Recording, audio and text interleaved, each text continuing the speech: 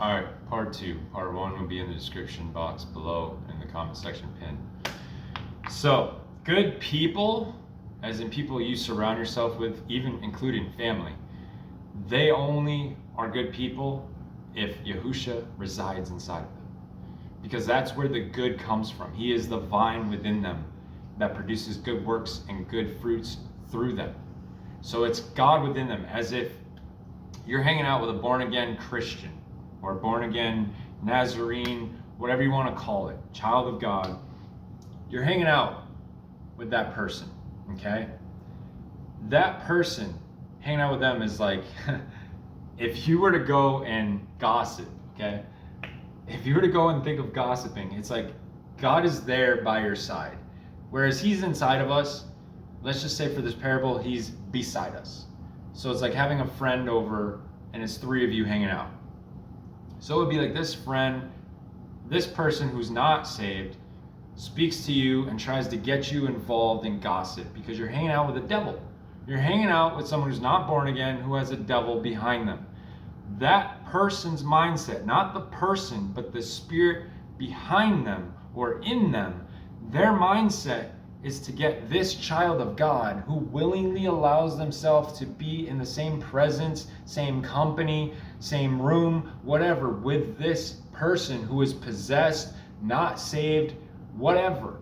That mindset of that spirit is, let me get an influence over this child of God. Let me remove this light from this person. Let me put this person in fear or in worry of sharing the gospel. Let me move this person into fear of situations by me working through this vessel who's not saved or possessed. Remember, this is the demonic spirit talking. By me working through this vessel and letting them speak in a negative way. Oh, that may not happen. This possibly could happen. Oh, the end of the world, this and that. And that will move this believer and shift them, if they are not strong in their faith, to then have an influence over their mind and emotions and bring them over to me, because they allow themselves to be friends with someone who is not saved. So this spirit is going to try and shift you away from your unbelief and bring you and condition you and mold you into this person who you allow yourself to be friends with, who is unequally yoked with you, whether relationship or friendship or family members. And that spirit through that person as a vessel, remember, we don't wrestle against flesh and blood, it's against principalities. So it's not the person, it's not the family member, it's the spirit behind them or in them that you are wrestling with. So they are going to take you as a target, and they're going to take you and try to bring you over to their level.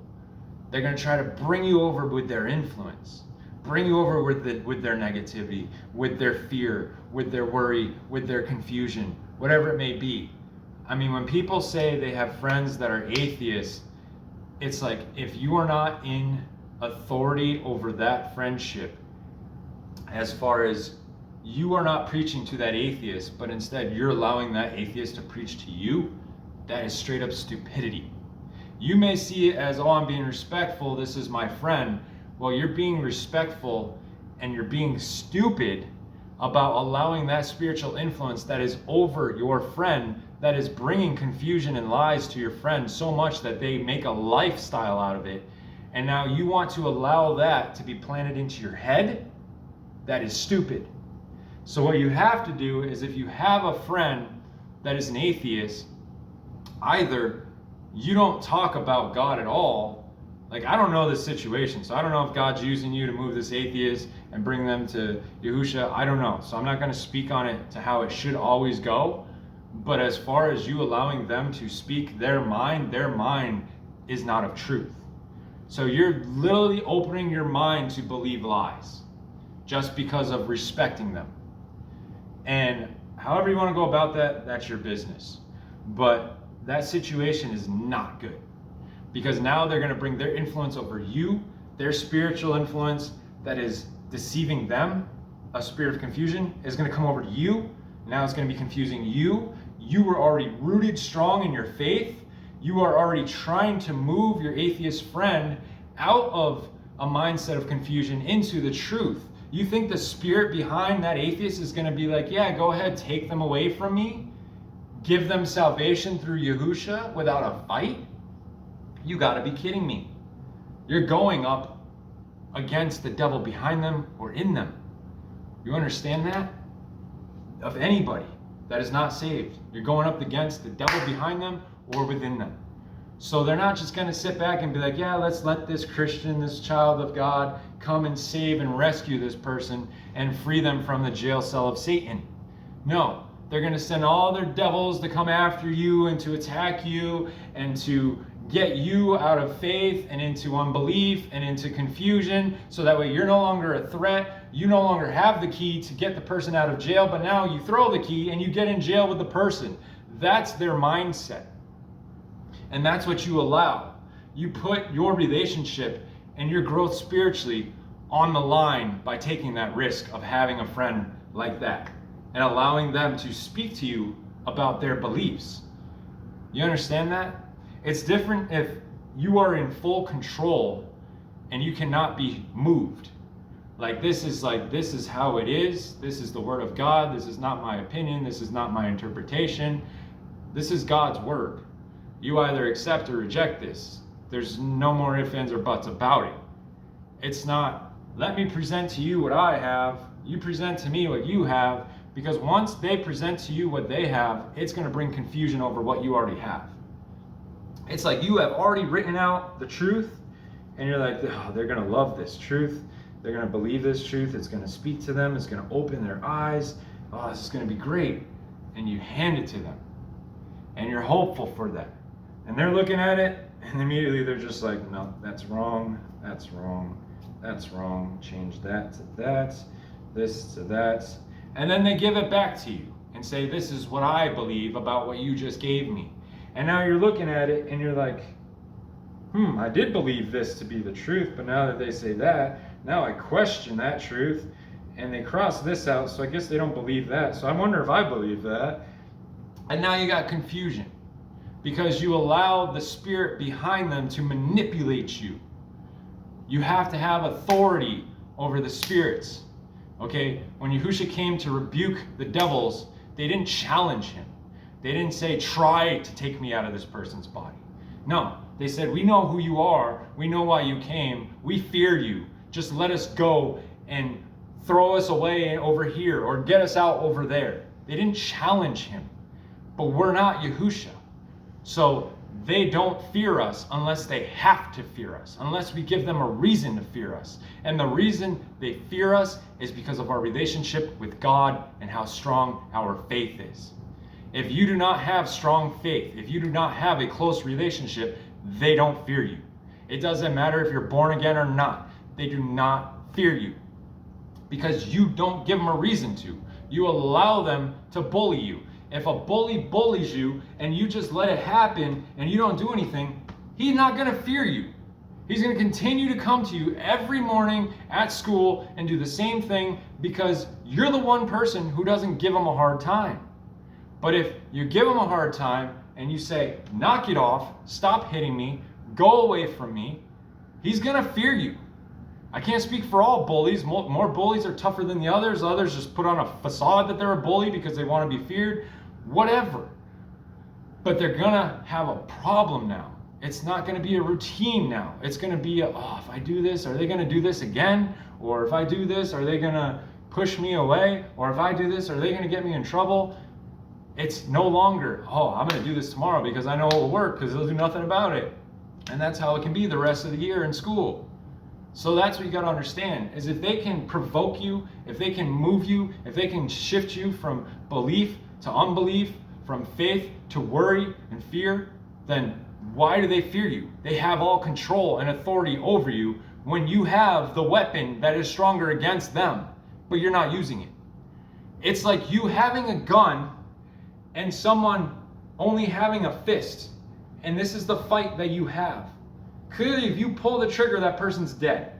I'm not condoning killing. I'm just giving you an example of you having a weapon and you can use it, and the other person doesn't have a weapon.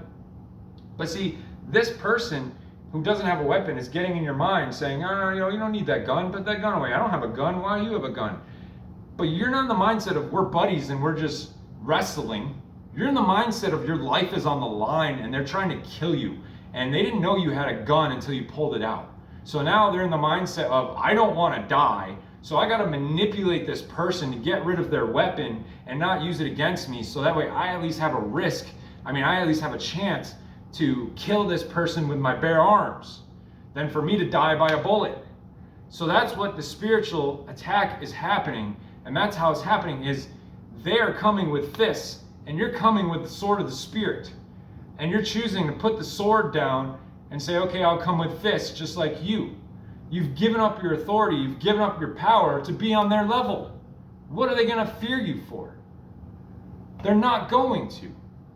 If that person who knows they can fight, and they don't know if you can fight or not, but they know you had a gun, but thankfully you threw that gun away, now they know it's one-on-one, you and them.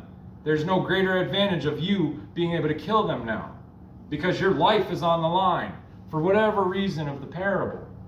So that's what you got to understand. Common sense says my life is on the line. I have a gun. They don't use it.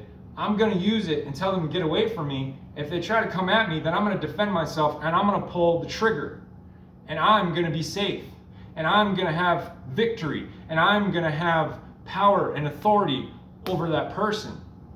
Stupidity allows them to speak into your mind, confuse you through emotions, and make you think it should be fair for your life being on the line. And say, oh, that's not fair. You have a gun. What, you can't fight me? You gotta be, weaker than me or whatever. I have words, but they're not good words. So they get in your mind to confuse you, to distract you, and then to get you to remove the weapon that you have. So now you're defenseless. That's what these spirits do. They know if you move in faith, if you move in your relationship with God, if you move in prayer, if you move in fasting, if you move in reading the Word of God, if you move in trusting in the Lord and His promises, if you move in using Scripture to rebuke things that come against you, because Scripture is the truth, the things that come against you are lies, if you move in those very things, they have no chance against you. They fear you because they can't attack you. Because their attacks come back void. Their attacks do not prosper. Because you're not moving in unbelief, which is tossing your sword away. You're not moving in fear, worry, confusion, doubt, stress, anxiety, which is tossing your sword away. You're not on their level. When they come with fear, you come with faith. They say, don't get on that plane, it could crash. You saw the news. You saw what happened with all the news stories of planes crashing, this and that. That's the whole point of the news. The whole point of TV and news and television sitcoms and movies is to condition your mind, to rewire it away from being strong in faith, strong in your relationship with God, and to rewire what you see, what you witness, and to rewire your brain into fear now, into worry now, into confusion now, into lust now, into insecurity now. And that is the whole point. If you allow yourself to watch such filth, that's what's coming to your brain. So how you expect to be spiritually strong in your faith, in your walk with God, if you're allowing this stuff to program your mind away from God? What you're witnessing is people lying in sitcoms, people backstabbing each other, seeking revenge, people using the Lord's name in vain, people bullying people sleeping around and fornicating out of marriage, people lying, cheating, stealing, doing drugs. That's what you're witnessing. Same-sex marriages, same-sex relationships, incest, maybe depending on what you watch with films. You're witnessing that stuff. Does any of that stuff say God? Does any of that stuff say holy, righteous? The only good people, like I said before, are those who are born again. And it's not because they're good of their own doing. It's good because it's God within them. So like I said, it's like God being your friend. And back to that situation where the person tries to get you into gossip. And then that is presented to you. Like, here's gossip. Would you like to engage or would you like to decline? That's how it's presented. It's not here's gossip, you're forced to reply. It's here's gossip. Would you like to engage or would you like to decline? You have a choice to make. This is what a child of God would most likely do. If they are born again, it's like they have to go to God and say, God, this person's presenting me gossip. Should I engage or should I decline? He says, you should decline. You don't do gossip. So you come back with the word of God, or you come back with your answer and you say, I'm going to decline your gossip. Please don't gossip around me. Don't get me involved in your gossip. I'm a man of God. I'm a woman of God. I don't believe in gossip. You shouldn't be talking bad about other people behind their back. The scriptures say this, however you want to say it. It's your way of rejecting it. Okay? But if there is someone who isn't a child of God, then what happens is they don't have God to go to. Going to God is the conviction within. So like I said, it's like him being beside you, he's inside you. So he convicts you that when gossip is presented to you, he convicts you, makes you uncomfortable. Like this is not something you should get interested in, you should not get involved in, you should completely avoid this and come away from this. He convicts you. So that is the same sense as the parable I gave you of going to him and asking him, like, here's gossip presented to me, should I give in? And he says, no, you don't do that. You're my child. That's what devils do. Devils find pleasure in belittling other people, making fun of other people to make themselves feel more superior and so on and so forth. You're not a devil. You're a child of God. You represent Yahusha through how you live. You represent my word and how you apply it into your life.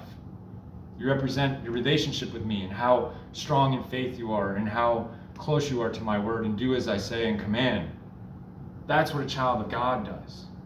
But see, someone who isn't born again, it's two non-believers, they don't have conviction. So gossip happens from a devil behind one person and they present it to you. There is no would you like to accept or decline.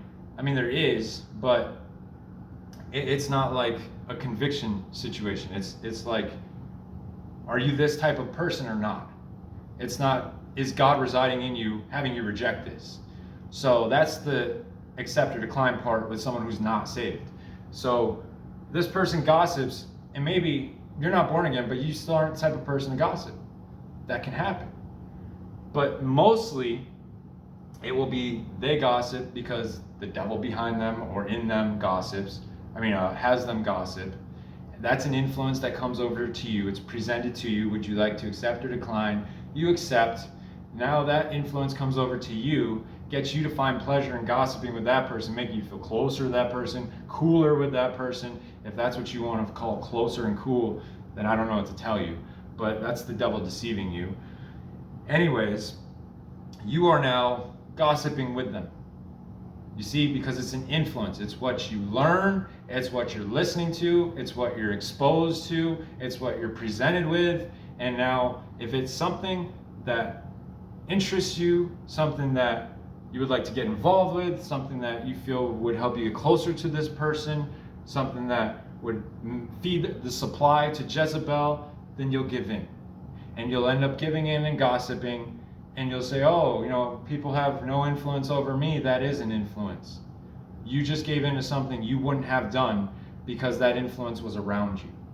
I never smoked weed in my life, but because I needed a ride home from a basketball game because I was on the varsity team with all the seniors and I was the only freshman, I had to have the seniors drive me home because I couldn't drive. So they drove me home from the game, but they wanted to stop in the woods. I can't say anything. I'm not the one with the car. So they stop in the woods. I'm wondering what's going on. And here they are smoking. But having nightmares. Here they are smoking.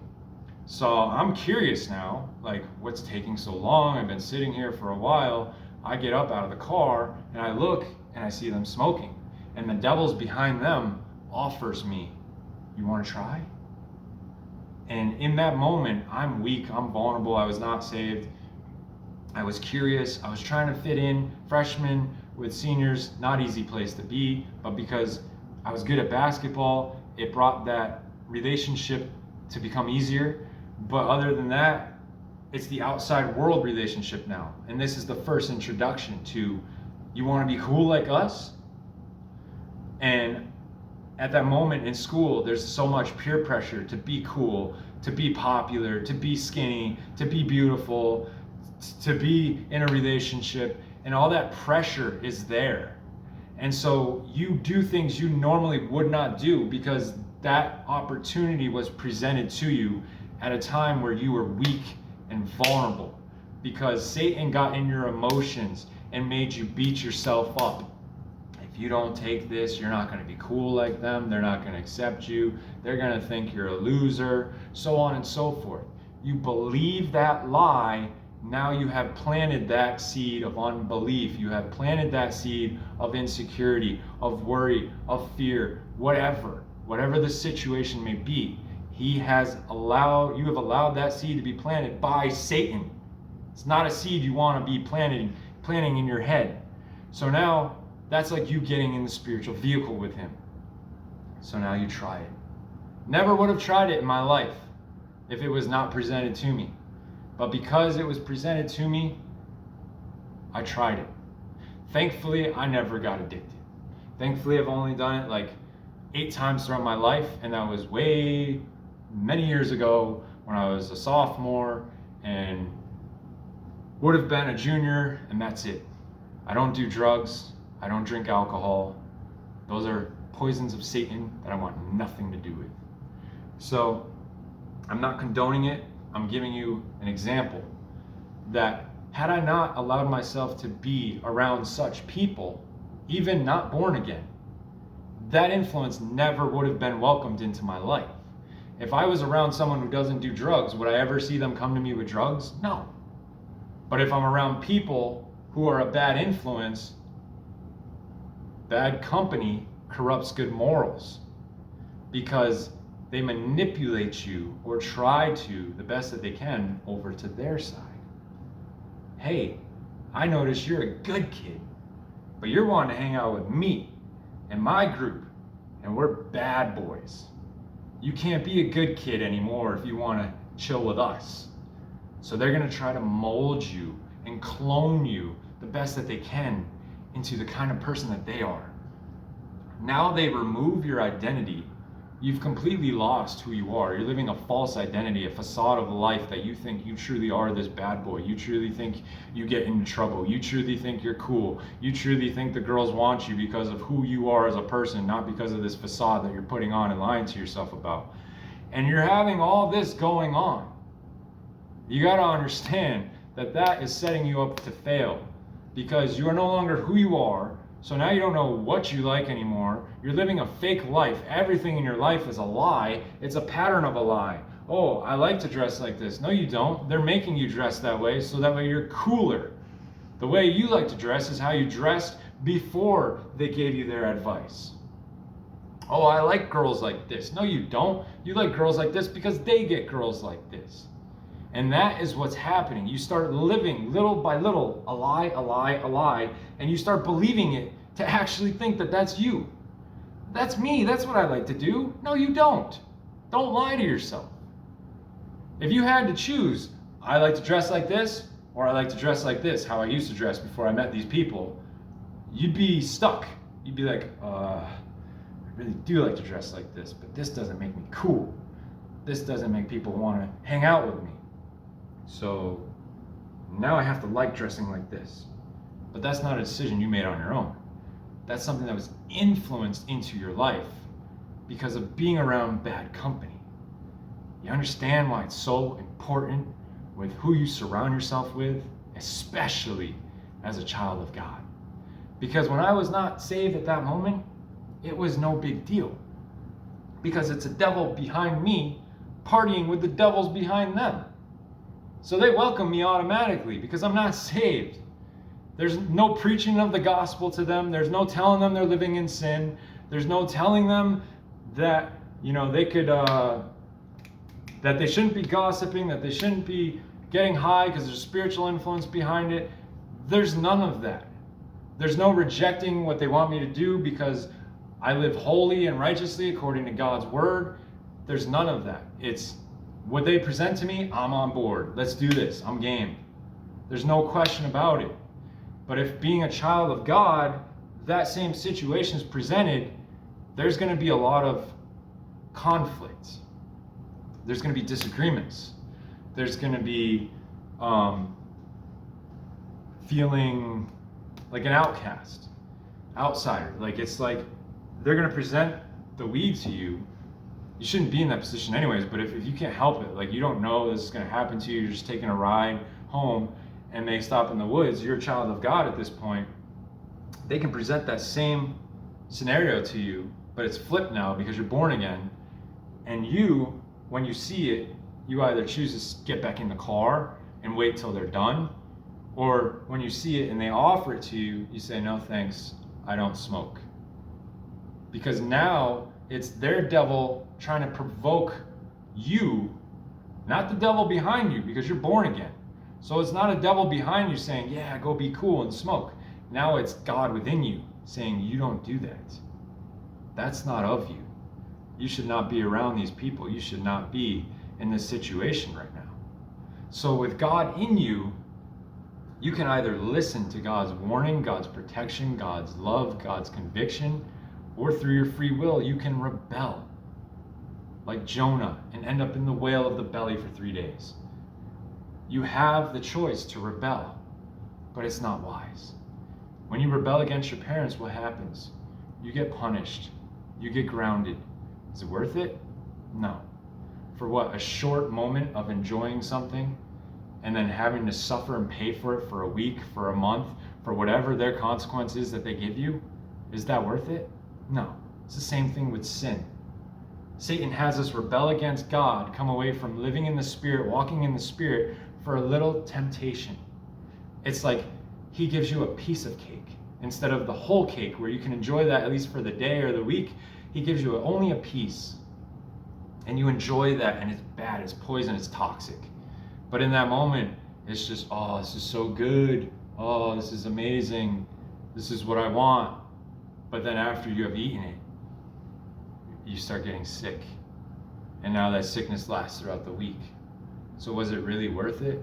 Or was it better to have avoided that piece of cake and to stay safe? So with conviction, you have a choice. It is smarter to take the choice of conviction because you now have that option. You didn't have that option when you weren't born again. Like I said, you have a devil behind you or in you, and it's feeding off of the devil behind that person you're hanging out with, whether it's family, friends, coworkers, whatever, marriages, relationships. It's a devil with a devil, and the devils are in agreement with each other because they're on the same team. So they're like, hey, get your friend to do this, as in like the devil speaking to the other devil, and their friend is the vessel that they're using and having bondage over. Get your friend to do this, and then have your friend tell my friend, which is the devil's vessel, to do it as well. So now we both can be together, and we both can be manipulating them and having an influence over them and having them in sin. See, that's what they do. But now, when one is born again and one is not, there's a devil behind this one, but it doesn't have a devil to speak here, as if possession. So now this devil has to go against God within you. But if you choose to rebel against God within you, now you give legal right to a devil to influence you through oppression, which is outside, but in your mind and your emotions, and gets it from the outside by speaking things into your ears.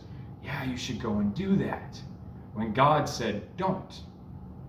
You either can give in to the conviction, which you should every single time, and say, no, God does not want me to do that. I will not do that. I don't care. If you want me to do that, then I will never be your friend again. I will come away from being friends with you because you don't respect me and my decisions, and you force yourself on me and whatever else. So now you have this devil losing because God is greater and you gave in to God. But if you don't give in to God, God's removed out of the situation because he gives you free will. You didn't choose to keep God. Just like if you go for a car and you're looking for a loan, you can choose this bank, you can choose that bank, whatever. If you don't choose that bank's removed from the situation. You pull in a new bank as an option. I don't like that one either, removed. until you have that option that you'd like and go with. So with God, you have that same free will. If you choose to quench the Holy Spirit and to not feed into the conviction, then you remove God from being an option in that moment to protect you, because he's already tried. He's not forceful. He's not like, listen to me or else. It's just like, here's what will happen. It's not good. You have a choice to make. If you choose given the conviction, you are protected, you are safe, you are free, you have peace, whatever. If you choose not to, you are reaching a dead end. Because the whole point God is convicting you is because it's not of him. So if it's not of him, is there a devil behind that person, or is God residing in that person? There's a devil behind or in that person. Because God is not going to be against himself and someone else. So that's going to tell you this person is not Christian. This person's not born again. It doesn't matter if they tell you they are or not. They are not. They may believe truthfully that they are, or they may purposely be trying to deceive you that they are. But God in you, when you know you are born again, is not going to go against God himself in another child of his. You're not going to be against your brother or sister. So it's going to be either your brother or sister giving into an influence because they rejected the conviction that God gave them, and now they've allowed an influence, or they believe the lie to be true that was planted in their head, and now they've allowed an influence. God is still in them, but now you are at war with the influence that they gave legal right to, and you are not aware this is happening, or that this did happen. So you have to understand that when this situation happens, this devil behind this person who is not saved has a tougher time getting an influence over you if you are strong in your faith. If you are not strong in your faith, if you're not close in your relationship with God, and if you can be shifted and moved into fear, into worry, and all those that I've already mentioned 1,000 times so easily, then what that means is they don't have to worry about God residing in you, because they can shift and manipulate you away from your faith, moving God out of the equation through your free will that you gave this influence that is demonic through this friend that you trust, or this family member that you love, or this person that you're married to, and you're giving that influence legal right over to your mind to now oppress you. As if this influence is like on top of this person's head who's not saved, right here. It's on top of this person's head, and it tries to whisper things, like tell you things, and you hear them.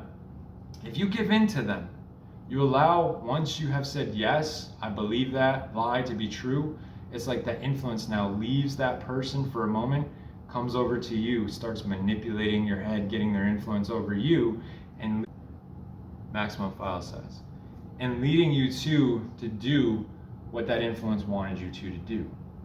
They don't need to stay with this person because this person's already deceived. That's why when you're not saved, you feel like life is great. You feel like you're living on in a paradise on earth. You feel like this is heaven on earth because you're not saved. So you're not a threat to Satan. So he'll give you whatever you want. He'll let you have the time of your life. He's not going to attack you, because the attacks make you question your life.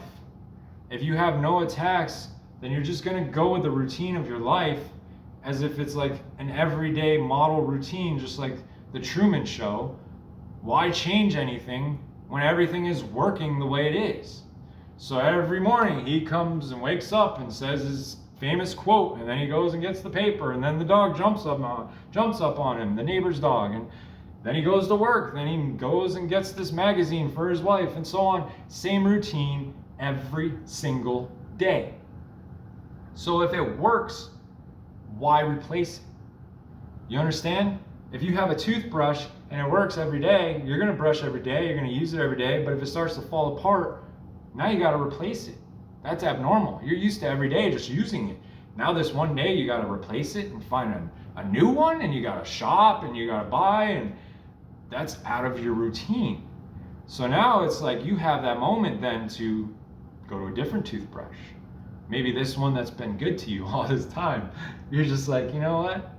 A different toothbrush came out, which I feel will be a better toothbrush.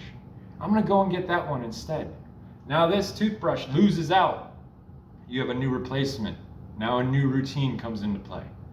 So when you're not saved, you have this conditioned routine that this matrix world places around you, and you just follow suit like a puppet without asking questions, doing as you're told, just as school teaches us. Raise your hand to go to the bathroom, this and that, say yes sir, yes ma'am.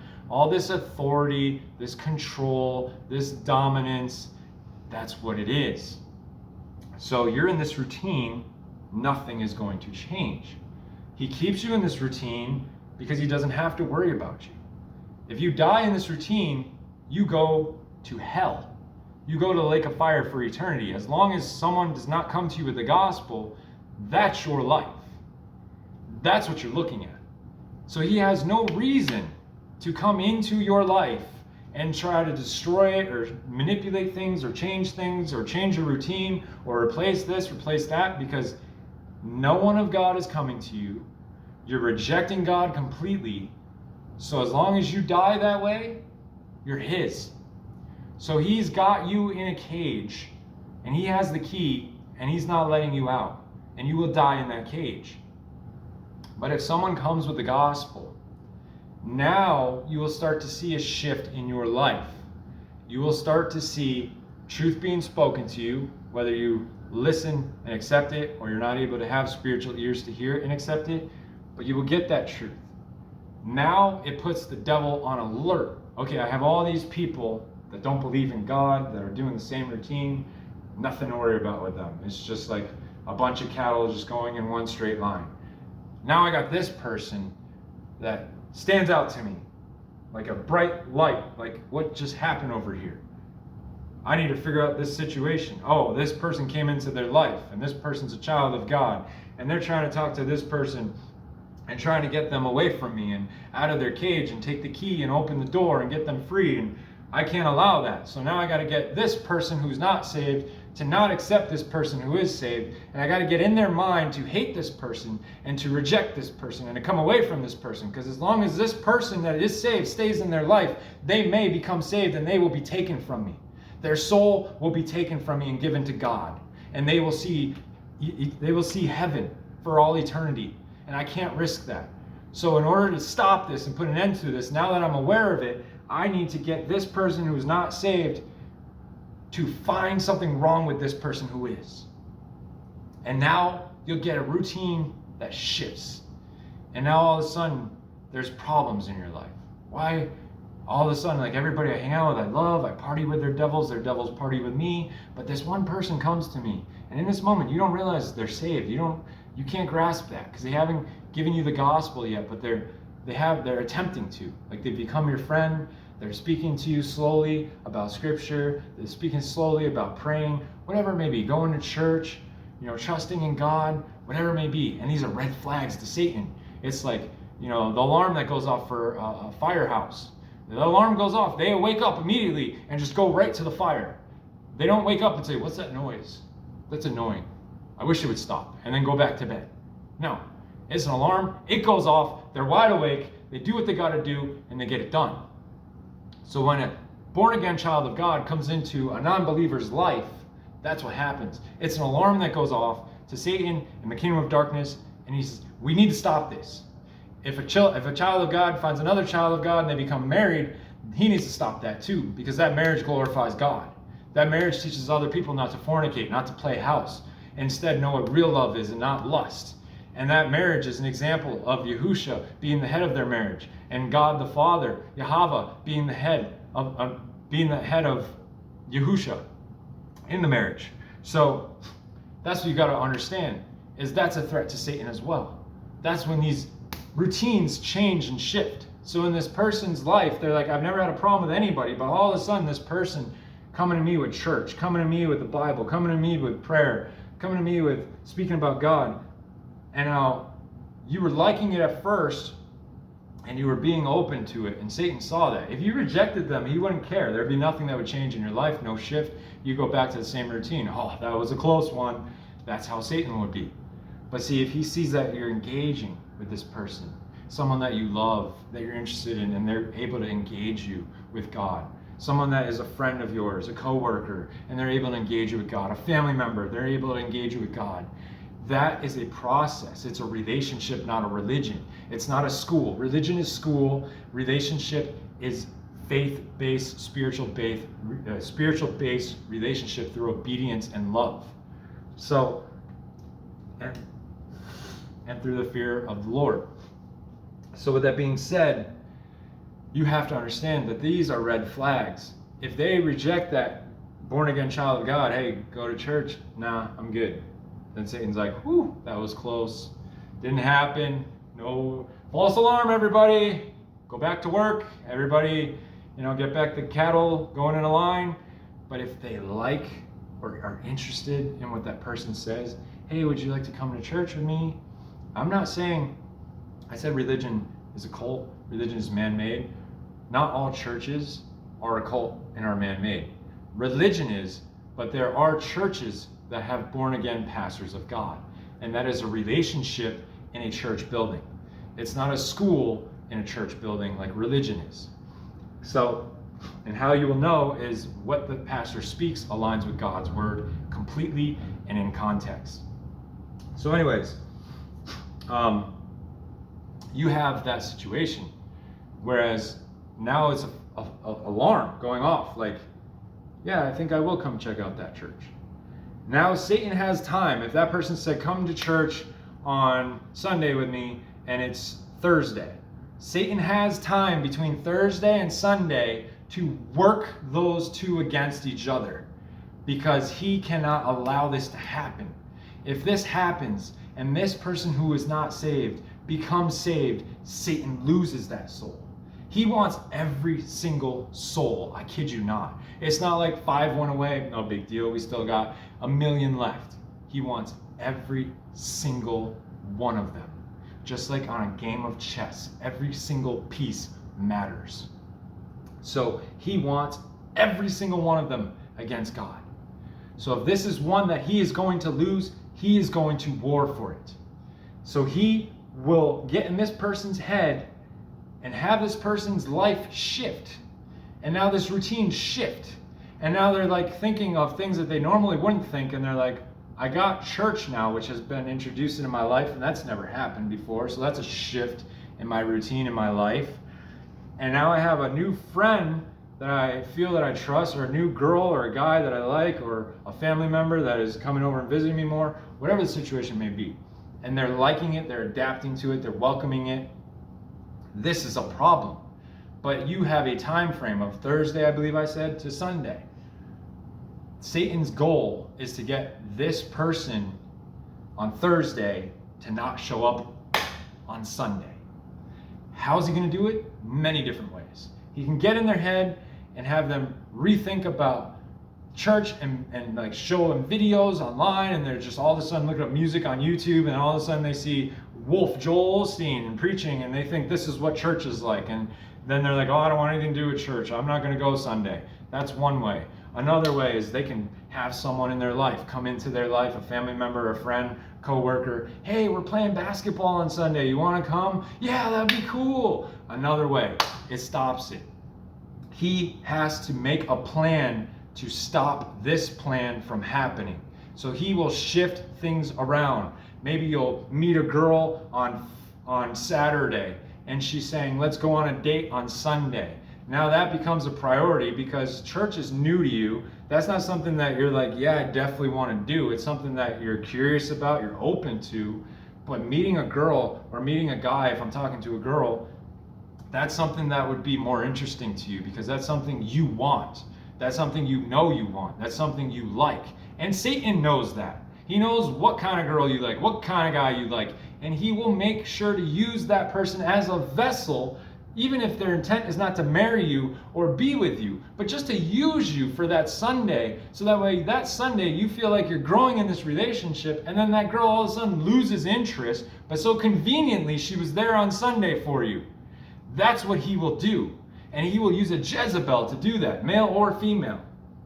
So he has many different ways to stop this date from happening. That's why procrastination is of the devil. Procrastination allows him more time to play with things and move things around. If you're to say to a friend, I'll be there in 5 minutes, he has 5 minutes to come up with something to stop you from being there. But if you say to a friend, I'll be there in 5 hours, he has that 5 hours to move things around in his matrix world, to have someone call you, to have someone available to be done with their basketball game at this time. So then they're going to have dinner with their family, and then they'll be available to call you. He can shift things around, and he does like that. That's the spirit realm that is happening that you are not seeing, that God reveals to me. So this is what the devil does. And he tries to put an end to what you want, what he knows will work against him, what he knows will work for the benefit of God. And that is why it is not smart to continually say out loud what you plan on doing. Because if you're like, oh, I plan on reading my Bible tomorrow in the morning, he's going to try to make some way for you to lose interest in doing that. I mean, you don't have to say it. He doesn't want you reading the Bible anytime.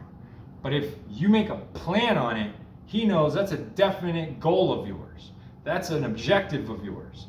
So, whereas he doesn't know when you'll read the Bible throughout the day, but if you plan on it, he knows, okay, he's reading the Bible that day, or she's reading the Bible that day.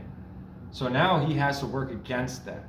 So now maybe in the morning, some email will come up, and then you got to reply to that email, and then that stresses you out, or that's just overwhelming.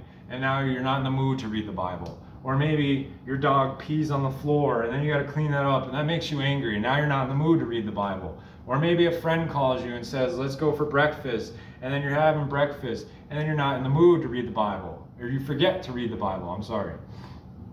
So that's the kind of stuff that happens, is what you tell him out loud, he takes it as a challenge and holds it against you. He calls you out on it. Oh, you're gonna tell your wife this? We'll see about that. Oh, you're not gonna do that tomorrow. Okay, we'll see. And that's what he does. He challenges your word. It's almost like a game to him. He finds pleasure and joy to make sure that what you say does not happen, or what you say that you won't do will happen. Because it's him succeeding. It's him being able to laugh, him being able to smile, him being able to manipulate you, him being able to control you, most importantly. Because you say, I'm going to do it. That's your mindset. That's your decision. You are set in stone on that decision. But he doesn't want you in control of your own decisions, of your own mind, of your own choices. He doesn't want you independent. He wants you doing what he wants you to do. And that's not what he wants you to do. So if that's not what he wants you to do, he's going to get you to do the complete opposite.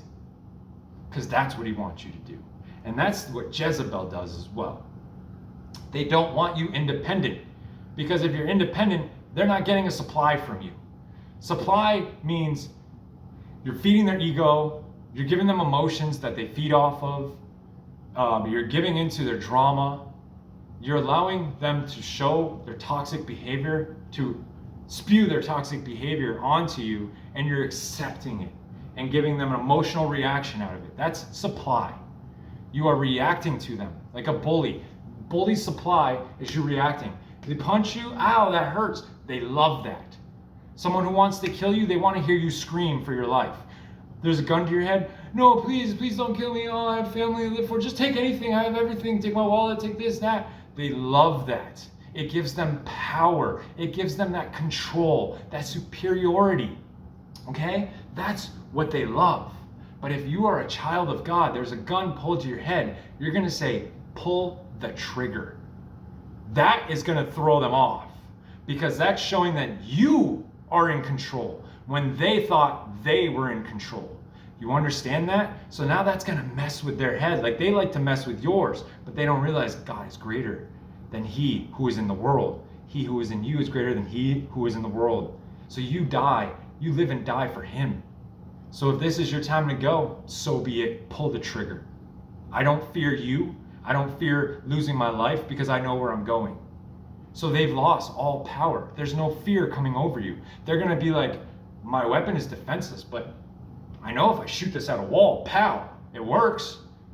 Why doesn't it work at this person? Why does this person not have fear? You see that bullet in the wall? Yeah, I see it. What about it? It doesn't scare me. Now it messes with their head and they're like, what is going on here? Like, no one has ever done this before. I don't know what to do with this. I think I'm just going to run away. Because they like the fear. They feed off of it like vampires. They like the emotion being projected, you being hurt by them, you being angry because of them, you crying because of something they did or said. Remember, they study you and use it against you. So they use it against you because they get that supply from doing so. So if you are independent, they can't do that. Because if you move out, how can they get their supply unless you hang out with them? If you don't hang out with them, guess what? They lost their supply. It's like a drug dealer. Again, I don't promote drugs, but this is the only example I can think of. You have this drug dealer that you love, that gets you the best, whatever. I hate even talking about it, it's disgusting. But I really cannot think of any other example. So you have this go-to dealer. Well, all of a sudden this dealer changes their mind, I'm not going to deal anymore. Now you got to go to a different dealer. That was your supply. They've removed themselves from your life. You were codependent on that dealer. You knew their number. You knew they would always come through. You knew they would always have the best stuff. You knew you would be happy. You knew they would cut you a deal. Now that dealer has left. Now you're like, oh man. Now I gotta find a new dealer. I gotta see if they'll cut me a deal. I gotta see if they have good stuff. I gotta see if they make me happy. And that worries you. Okay? So that's what happens. Your supply is taken away. So the Jezebel will take everything in your life before they came into it. When they came into it, you were independent. You had your own house, apartment, car, job, money, whatever. Now they come into your life, you lose your house, you lose your apartment, you lose your job, you have no money, you depend on them for money now. It's because they use it as bait. It's like a chain attached to you. You choose to date them, to hang out with them, to be around them. The minute you say, yes, let's hang out, it says, okay, put the chain on. And you do. And now you are attached to them. Where they want to go, they drag you with them. It's not you dragging them. It's their chain, not your chain. Their chain comes around your arm, comes around your leg, and they pull you where they want to go. Do you have a decision? Hey, I'd like to go over here. No, we're going over here instead. Hey, I really like this. You thought you liked this. You're going to like this instead. Hey, I don't want to do that. Well, it's too bad. You're going to do it instead. And that's what it's like. It's a chain of bondage because you are their puppet supply. So they have to make you codependent and depend on them for everything because that's how they stay in your life. And that's how they continue to get their supply. That's like if you could tell that dealer that you are my only dealer and you are never able to leave and never be my dealer again, that would be like the same situation. They're codependent on you, you're codependent on them, and they've got you for good. So that's why the Jezebel hates abandonment. It's the same thing as a relationship when you break up with that person. It's much easier to do the breaking up because you've prepared for it. You already have the feelings of, I don't want to be with this person anymore. I'm not attracted to them, they annoy me, whatever the reason may be. As long as you're not in a marriage, because divorce is not an option. But except it be for fornication, divorce is not an option. So we're talking about relationship, boyfriend, girlfriend. So if that were the case, it's easier for the person to do the breaking up because they're not going to be hurt. They're the one doing the hurting because the other person on the receiving end is not expecting it. So, in the way that the Jezebel keeps you from leaving them is they will leave you first and then come back to you. And the reason they do this, if you ever have that relationship, you break up, you get back together, break up, get back together, It's a mind game of manipulation. They're playing with your emotions. They're giving you a warning, don't ever think to leave me. So they're trying to make themselves more worthy than you, and they're trying to bring your worth down to where you think you need them. Because they break up with you when you're not expecting it. They love bomb you, which is, oh, you're perfect for me, you're my soulmate, I love this that you love, and oh, we should get married, and so on and so forth. And it's all lies from the pit of hell, but it messes with your emotions. And you feel so close to this person. So now you're close to them, and then they drop the bomb, and they say, guess what? I don't want to be with you anymore. They can do that because they weren't emotionally attached to you. You are. So it's like you wanting to be with them, you have to chain up. But them not wanting to be with you, they cut off their chain. They say, you're by yourself. And that is, they are able to do that because they never loved you to begin with. I don't care if they say, I'm in love with you, I love you, I want to marry you. I'm not speaking for everybody, but you can tell actions with words, they have to align. If their words do not align with their actions, which they never will with Jezebel, that is a red flag. If someone says they love you and they actually show you that they love you, then they really do love you. But if they tell you they love you and they treat you like crap, then do they really love you? No. So, because they have authority over the situation of getting you to fall for them and them not fall for you, who has the power? Who has the power over emotions? They do. Because now you have given them your heart. But guess what? They said, I'll give you mine later. So they have your heart and you're hopeful for theirs. Oh, I'm going to get theirs next month. I'm going to get theirs a year. I'm going to get theirs 5 years from now. And they keep withholding their heart from you. But they have yours all along. They want to manipulate it, twist it, make you angry, make you sad, have you be heartbroken. They can, because they have your heart. You've given it to them. It's not protected, but theirs is. So they are in the position of control through your emotions. So they manipulate your emotions by taking your heart from you and not giving you theirs. So when it comes time that they have to ever fear you leaving them, they will make the first move and do it to you first. Because they will put you in a vulnerable spot to where they will make you feel like you can't get anyone else. No one will be with you, you're not beautiful enough, you're too fat, whatever it may be. And they will get you in that mindset first.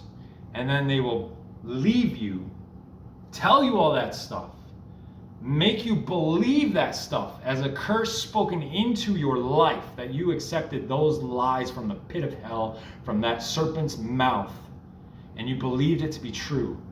And now as they have left you, they've left you in depression. They've left you in isolation. They've left you maybe even in suicidal thoughts. And while you are being left, they have power. They're not crying. They're not angry. They're not sad. They're laughing. They love it. It's blinking. I don't know why it's blinking. They're feeding off of it.